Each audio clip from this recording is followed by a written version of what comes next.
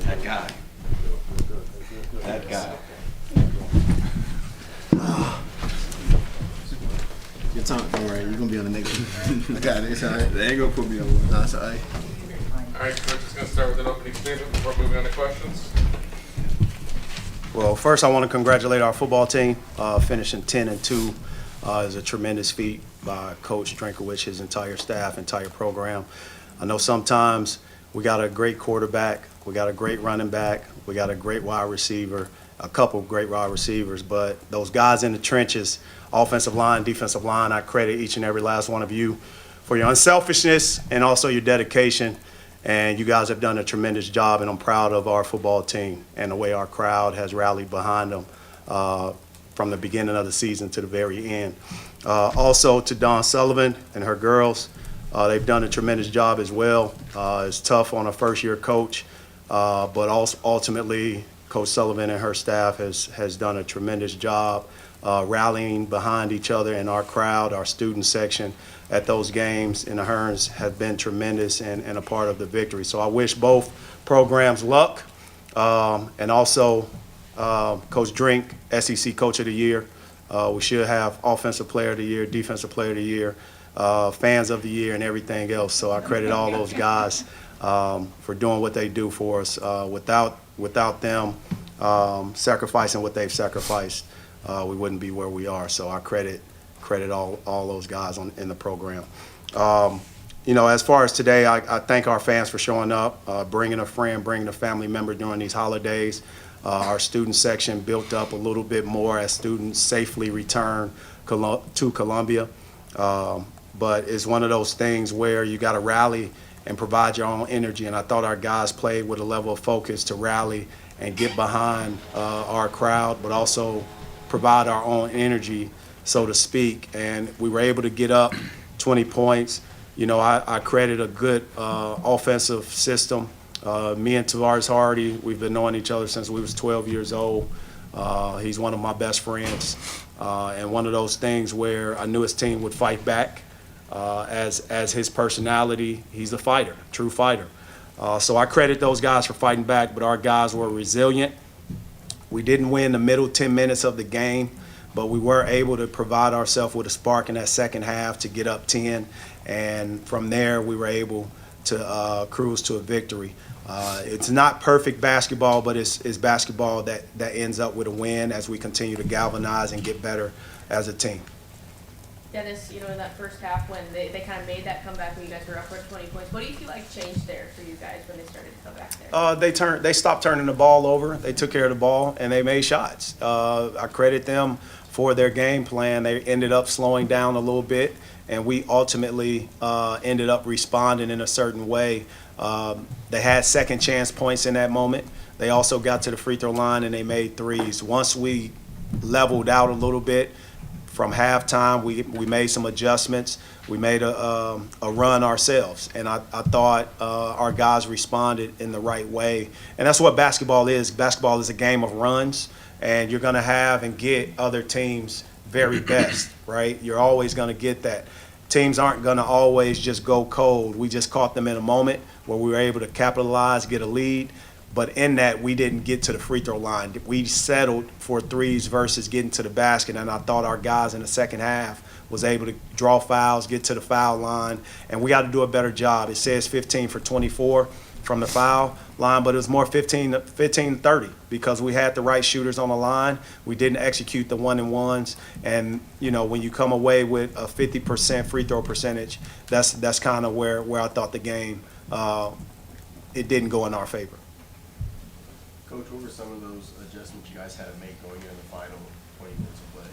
I think ultimately just making sure we maintained the ball. I thought they had they put us in a situation where their points in the paint was greater than ours. We ended up winning by 2, but also their second chance points. They were dominating their second chance points. We didn't get second chance points, but once we started getting our second chance points, we were able to cut into that lead and get a lead going. But I'm proud of our guys with our points off turnovers. We ended up 28 points, and we still didn't convert at the rate that I thought we should have converted at. We only a 10 assist game, and I thought it should have been much more. 10 assists, 10 turnovers. Hey, when you start to get comfortable from three, kind of like you did today, especially just not even just in transition, kind of quick shots like that, what's that mentality like when you kind of get hot, especially now where maybe sometimes drives just don't work? It just goes back to my the work that I put in. I spent a lot of time with Coach Charlton Young, working on my shot, and just extra reps in practice. I know Coach wants me to shoot more, so it's not really. I mean, you could say a zone, but it's really just the reps that I put in beforehand. So.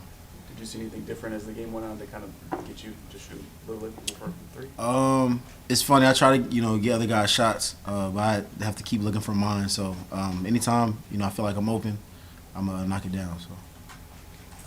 For Nick or Noah, Coach talked about Loyola was able to make that comeback once they stopped turning the ball over. What kind of adjustments do you have to make going from, getting a whole lot of steals, playing in transition, to all of a sudden those points aren't there for you anymore? Just having to play solid defense, and I thought our energy dipped a little bit when they started to go on their run. So playing solid defense and getting defensive rebounds, I feel like we gave up too many offensive rebounds, which helped spark their run. So playing solid defense and hunkering down and getting defensive rebounds is probably the biggest thing to stop that. Nick, and then Coach, your thoughts on this as well. 14 steals tonight. It seemed like the perimeter defense was really intense throughout this game. Was that kind of a focus coming into this one, was to really get them up on the outside? Most definitely. After watching film for a couple games, the coaches let me know I need to show a lot more energy, stop being lazy on defense. So it's always an improvement with that, but just the energy, just being able to get deflections and stuff like that and making them uncomfortable was a goal for the night. So. It was almost a catch-22, right? We did such a great job getting in the passing lanes early, but that same risk made us get out of the passing lane and out of position. And I want our guys to play aggressive, but there's a time to turn the switch on and time to turn it off. Sean East went for a double when he should not have. Ant Robinson got out of a play. Nick Hunter got out of a play. At a certain time, yes, I want guys to gamble, but I don't want them to get out of the plays, especially when we read the game. The other part of it is, as of today, we were leading the country in block shots per game, right, where our steals wasn't as high. Well, come away with only 3 blocks and 14 steals. We just got to continue to figure out different ways to get more possessions, and ultimately more possessions, meaning execute on the foul line, because those don't count as field goal attempts. But the other part of it is being able to literally convert when we do get turnovers. And I thought Ant Robinson didn't convert on one, Sean East didn't convert on one, Tamar Bates didn't convert on one. And we got to get better at converting in that 2 versus 1 or 3 versus 2 alignment when we're trying to put pressure on the basket offensively. Dennis, I've noticed there's times you've played Ant, Nick, and Sean 3-point guards on the floor this Yeah. season. What does that do for you? Well, what it does is this. I think when you look at scouting reports of other teams, you have guys like Sean East and Nick Honor who on the perimeter is going to draw a lot of attention. And that may free up another guy who has the ability to get in the passing lane or defensively, or to even get in a lane offensively and make plays. Those guys provide a lot of energy. I think you guys can kind of see it. Ant Robinson is playing with an abundant amount of confidence, but more importantly, when you can come away with 10 points, 5 rebounds, 5 steals, he's a tremendous player, and he's going to continue to get better. He may not think he's played that well. He felt bad because he missed Caleb Grill on that last play, but I'd rather him keep that and not turn it over. But we did end up turning it over once we got past half court. And that's one of those things where catch-22, look ahead, pass ahead, or do you slow it down and try to just, make them play defense? And I thought, that's the situation he was in. So I credit Ant Robinson for just being, available every day in practice. He's getting better because of how he practices.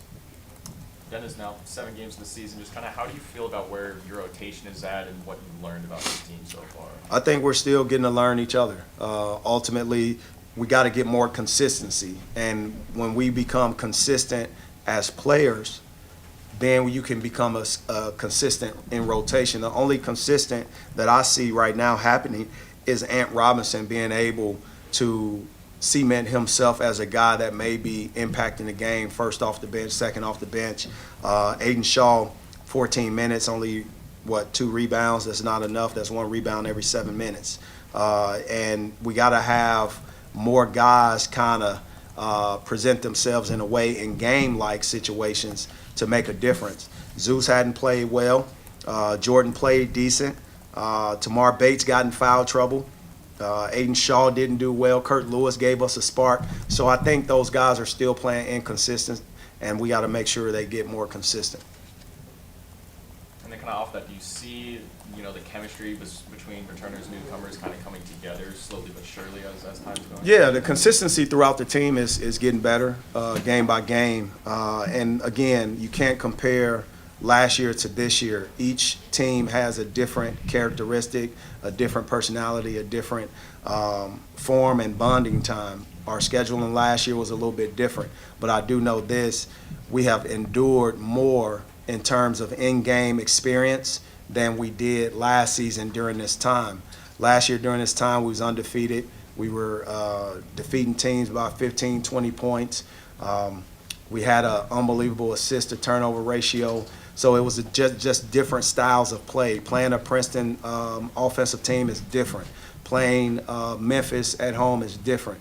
Playing, the different styles, the different coaches from Jackson State to South Carolina State, those are different coaches and different styles, and they are great at what they do. So some people may look at the team name.